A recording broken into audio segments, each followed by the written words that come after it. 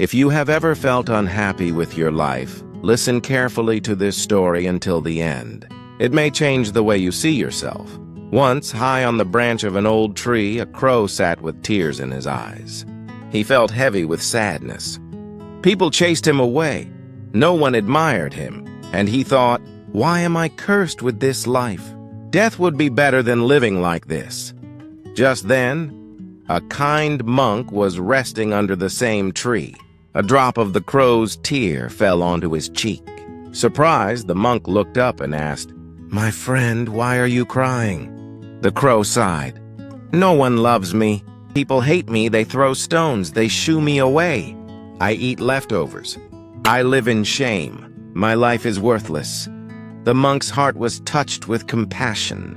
He said gently, "Every life has value, but if you truly believe you'd be happier as another bird, go and ask them first. See if they are pleased." The crow thought this was a chance for change and quickly flew off. First, he found a swan gliding gracefully across a pond. "You are so white and pure," the crow said. "Everyone admires you. Surely you must be the happiest bird." The swan shook his head. "No, friend. My feathers are plain and colorless.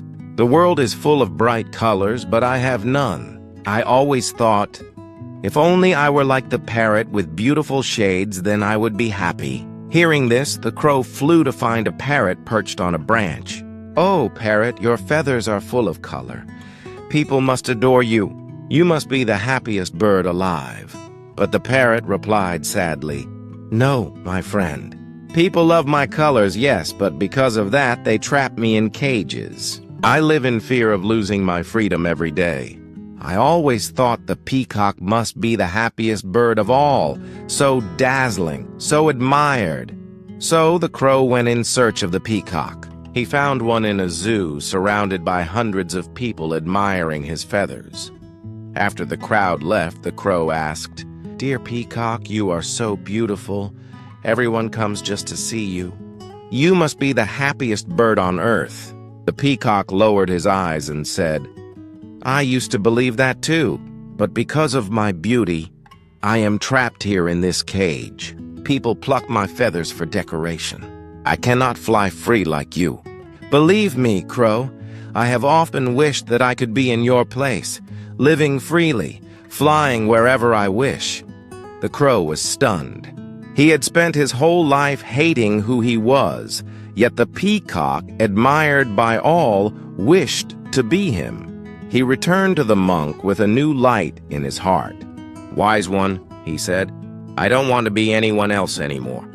I am happy as a crow. I am free."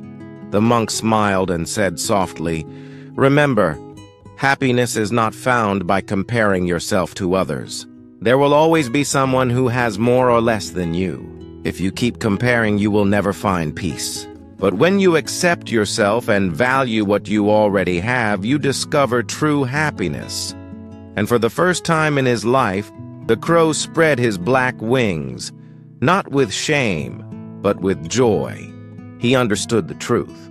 The happiest person is not the one who has the most, but the one who learns to be content with what they already have.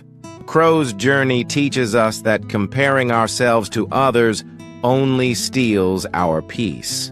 True happiness is not in being someone else, but in accepting who we are and valuing the freedom and blessings we already have. When we stop comparing and start appreciating, life itself feels lighter and brighter.